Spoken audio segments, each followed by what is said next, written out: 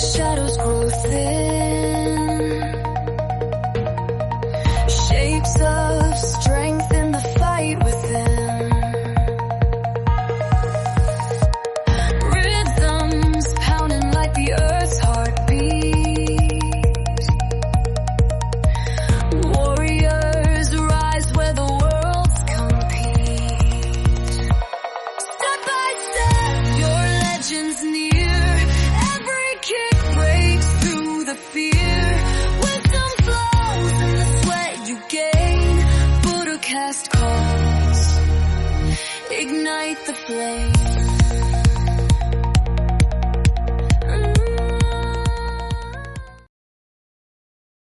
Welcome to the deep dive. You've given us some really fascinating sources today. Quite a mix, actually. Yeah, definitely diverse. We're going from like high-tech robot fights to a really personal boxing story, and then this amazing cultural journey. Exactly. It's quite the range. So our job, as always, is to kind of unpack all this for you, pull out the most interesting bits, and help you see what really stands out from the material you shared. Right. Let's get into it.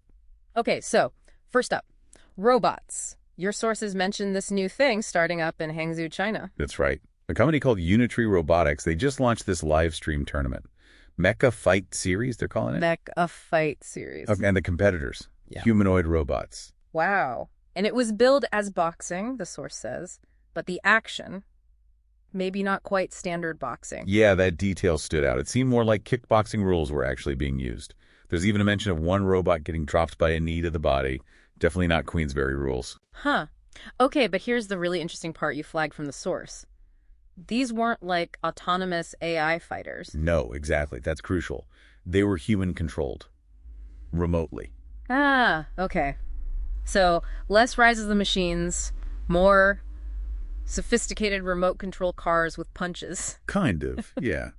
It changes the perspective, doesn't it? Yeah. But the reactions you included show people are definitely intrigued. Oh, for sure. Things like, welcome to the Fight Club of tomorrow, and just, wow, that's so cool. Right. But then you also get the other takes. Someone wanting actual AI, for more chaos. Yeah, and that funny one about Terrence Crawford probably being able to beat them anyway. It shows that, well, the spectacle's there, but maybe the real interest is in where the intelligence comes from, right? Not just the metal. Good point. Yeah. And your sources also had that little side note about Mark Zuckerberg and Meta maybe getting involved with UFC rankings. Dana White teased something. Yeah, it just underlines this trend, doesn't it? Big tech, big names. They're looking at combat sports and thinking about how technology fits in or how it could change things. Performance, judging, the whole business. So this robot league, what's the real significance here? Is it just a cool gimmick, or is it pointing towards something bigger for, like, the future of combat sport?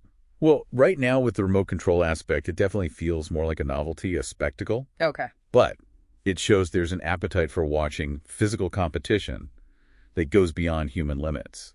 And maybe this human-controlled stage is just, step one before more complex automation comes in. What's really interesting, I think, is how it challenges our definition of a fighter. Does it have to be human? Or could the athlete be the person piloting the robot?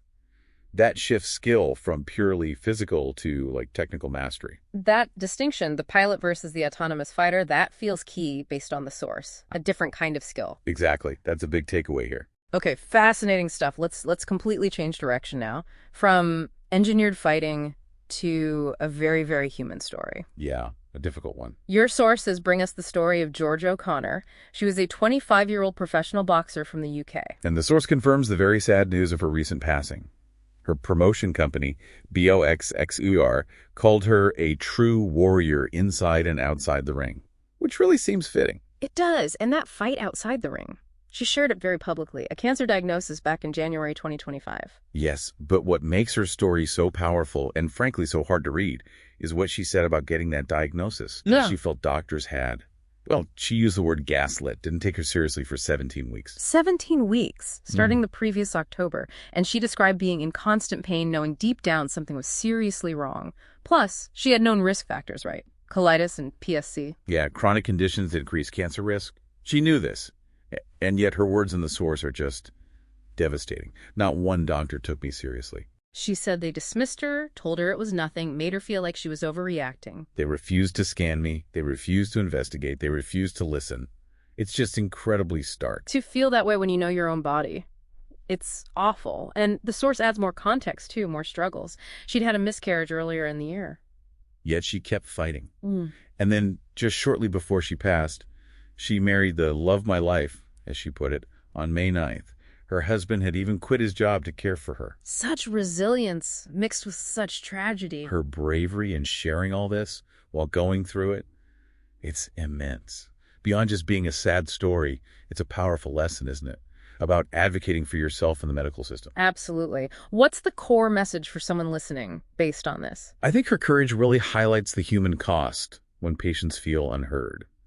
For you, listening, her story is this incredibly potent reminder to trust your gut, to be persistent. Especially if you have known risks or symptoms that aren't being addressed. Exactly. Advocate fiercely for yourself or for people you care about. Don't be afraid to push back. Her experience becomes this call to action, really. A very heavy but vital point from that source. Okay. Let's shift gears again one more time. From that intense personal struggle to a story about cultural connection. Right. A different kind of journey. This last source you provided takes us to Benin, West Africa. It focuses on a man named Damien Agasu Degbo. And his story starts, interestingly enough, in a cinema. Yeah. Age 13, watching Jackie Chan movies in Porto Novo. Huh? Really? Jackie Chan? Yep. He was apparently just captivated by the mix of, grace, strength, discipline, all of it. And that spark led somewhere incredible. He started training locally, okay? But then he actually got a scholarship. Yeah. To study in China. Yeah, to study the real thing, as he called it. Yeah. At the Shaolin Temple, though, the source does clarify the Wuding Mountain location, which is often linked with Shaolin traditions. Okay, so he goes to China. What was that like? He described the training as fast-paced and relentless. But more than that, he said it wasn't just exercise a few times a week. It was a whole way of life. A way of life, meaning more than just the physical. Oh, absolutely. Yeah. He learned calligraphy, tea preparation, meditation, even massage alongside the martial arts, a complete cultural immersion. Wow. From Porto Novo cinema to that's quite a leap. A huge leap. And then he brought it all back. He founded the Super Shaolin Club of Benin. Super Shaolin Club. I like it. And after a second trip to China, he even introduced traditional dragon and lion dances back home. And this club isn't just a few people, right? The source mentioned the scale. No, it's significant. It's described as the largest Chinese martial arts club in Benin, possibly in all of West Africa. Around 350 students. 350, wow. Boys and girls, all ages. Yep. And the goal, he says, is empowerment. Through self-discipline, confidence, and understanding another culture. So he's become this sort of cultural ambassador. Essentially, yes. A living bridge between cultures, using martial arts, values, discipline, harmony, respect things that resonate anywhere. The source puts it nicely. His work opens a window onto another worldview. That's a fantastic image. And the source also drew a parallel, didn't it? Something about a fencing club in Kenya. Yeah, the Savora Fencing Club, led by a former gangster, Maburu Wanyoike, using martial arts discipline to help young people find a different path. Another example of that transformative power. It shows that this idea of discipline, whether it's kung fu or fencing or something else, it really can reshape lives and communities. Definitely. It provides structure, meaning, and connection. And Degbo's story just beautifully illustrates how something seemingly foreign like Shaolin Kung Fu can take root and really flourish somewhere completely different, all driven by one person's passion. That journey is the thread here. From inspiration to impact. Amazing. So, looking back at this deep dive, based on the sources you brought us, we've covered some really interesting ground. Started with, robots and the future of combat sports, tech's influence with figures like Zuckerberg maybe shaking things up. Mm-hmm.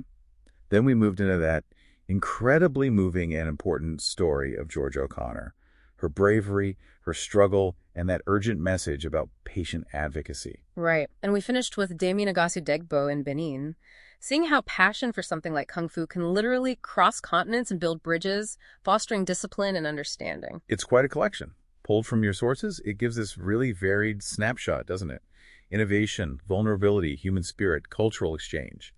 All interconnected in surprising ways. And maybe that connection, as we discussed, is often discipline in one form or another. Yeah, whether it's coded into a machine, demanded by elite sport, or cultivated through ancient practice like Degbo's, it shapes things. It really does. Which leads to maybe a final thought for you, listening. Where does discipline show up in your world? In the things you follow? or in your own life? Is it a structure, a value, a challenge, something else? Just something to think about. A great question to leave things on. Thank you for providing such a rich and thought-provoking set of sources for this deep dive. And thank you for digging into them with us. Colorizing them, colorizing them.